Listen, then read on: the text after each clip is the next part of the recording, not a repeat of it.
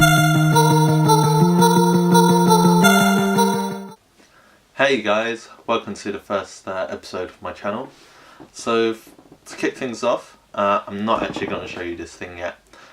This is my Nescade, which I'm going to be talking a bit more later on. So to kick things off, I want to talk to you about what I've been doing for these past few, I'd say half a year. I wanted to really get back into making things, and one of those projects I had was building a portable gaming device. So I've read up online and I found this people have been making, and they've been converting Game Boys into games consoles. So I wanted to do something similar. That I did see something quite simple called PiGrrl. I'll get to that in a minute, but basically it's built on that. So I use the PiGrrl internals and try to basically take the insides of those and then shove it into a Game Boy, which didn't really work out well. Learned a lot of things, so this is it. So sorry, ignore the wires. I had to use some of the components to build my other things, but it does work. You know, things are pressable. You can play things normally. So the main thing with the PiGrrl is that it gives you all the components to make a portable gaming device. This is it. Now, as you can see, that the controls are much closer together, and I actually thought, before I bought this, I actually thought that it would match up and mirror the components of a Game Boy. Unfortunately it didn't, so I'll show you the disastrous back end of this. So this is it.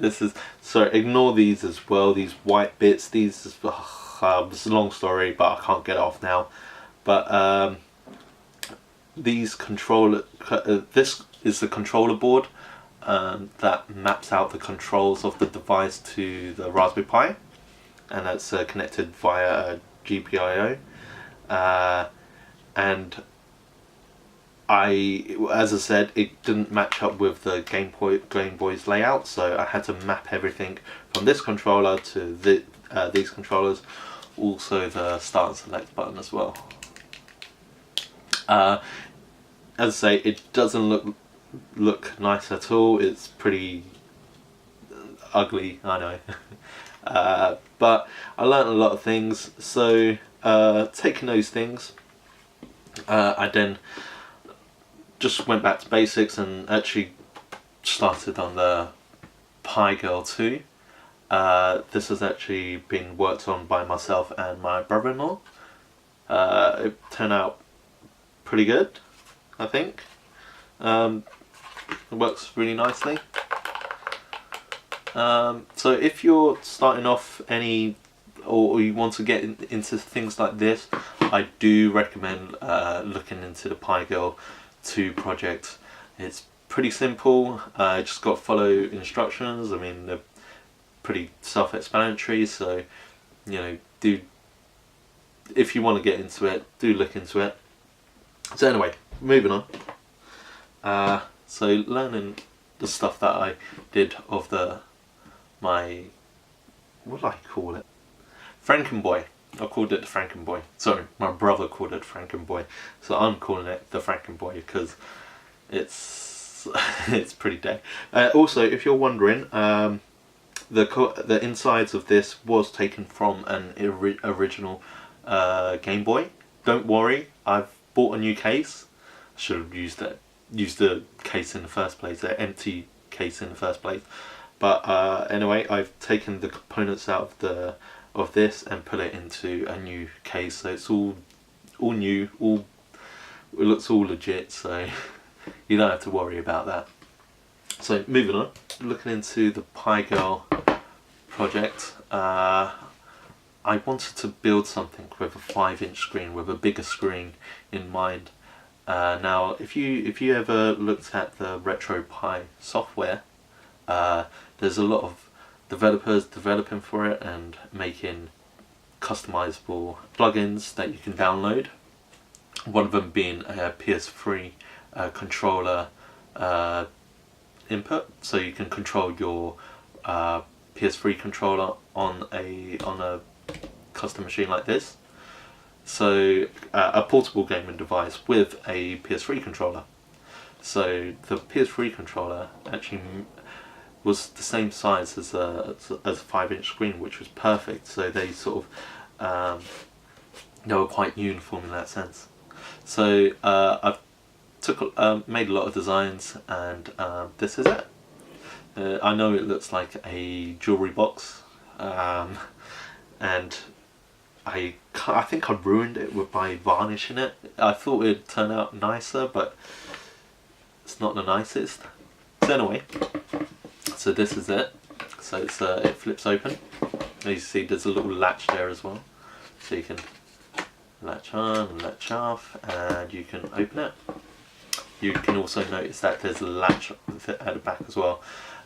Reason being is that as I was building it, and when I put the hinge on, when I started gaming on it, when I sort of leaned over, the top case basically crushed my fingers, and I needed something to stop that, so I just put this latch in here at the back, so it just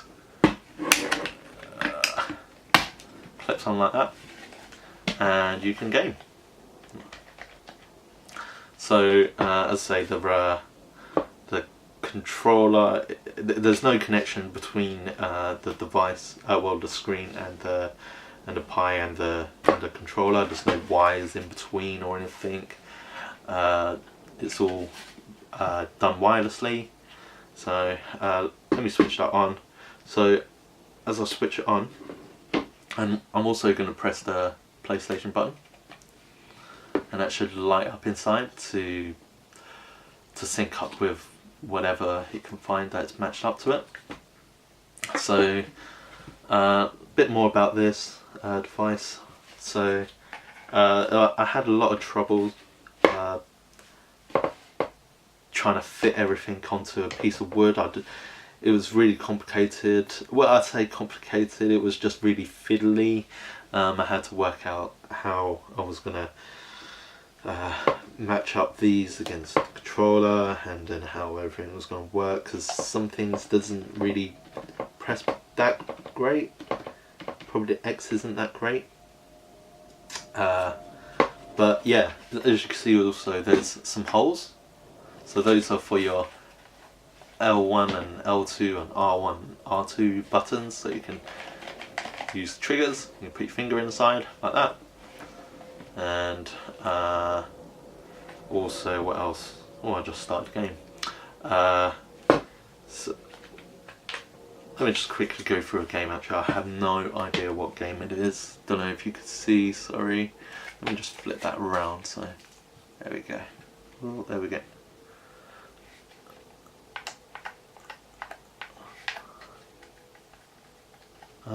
X.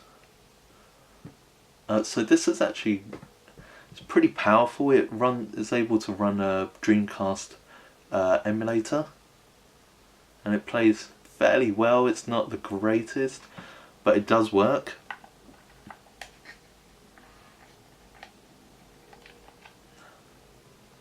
I think this one doesn't, for some reason it doesn't have the sound. I'd probably just have to update the version of the emulator.